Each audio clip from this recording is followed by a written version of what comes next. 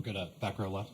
Alex Scarborough with ESPN. For the players, I know you talked about keeping the joy of the game, but I'm curious, it's a long season, right? And you guys have had the target on your back the entire time, the win streak being number one.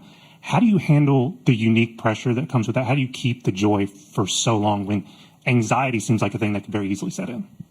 Well, the only way that you can have a joy that doesn't fade away is from the Lord. And any other type of joy is actually happiness that comes from circumstances and outcomes. I think Coach has said this before, but joy from the Lord is really the only thing that can keep you motivated, just in a good mindset, no matter the outcomes. Thankfully, we've had a lot of success this year, but if it was the other way around, joy from the Lord is the only thing that can keep you embracing those memories, moments, friendships, and all of that. So that's really the only answer to that, because there's no other way that softball can bring you that, because of how much failure comes in it and just how much of a roller coaster the game can be.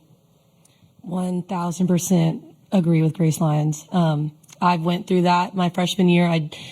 I was so happy to win the college. I've talked about this before, but I was just so happy that we won the College World Series, but I didn't feel joy. I didn't know what to do the next day. I didn't know what to do for that following week. I didn't feel filled, and I had to find Christ in that. And I think that is what makes our team so strong, is that we're not afraid to lose, because if it's not the end of the world if we do lose. Yes, obviously we've worked our butts off to be here and we want to win, but it's not the end of the world because our life is in Christ, and that's all that matters.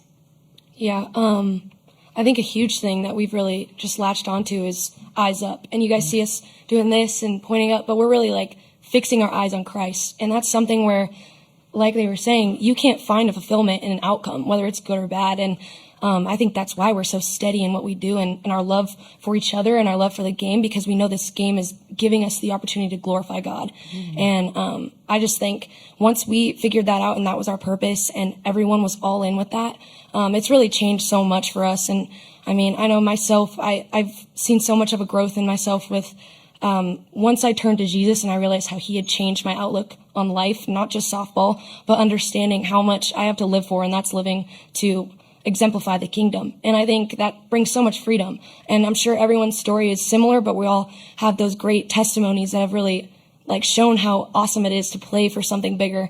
And I think that's just what brings me so much joy. And no matter the outcome, whether we get a trophy in the end or not, this isn't our home. And I think that's what's amazing about it, is we have so much more.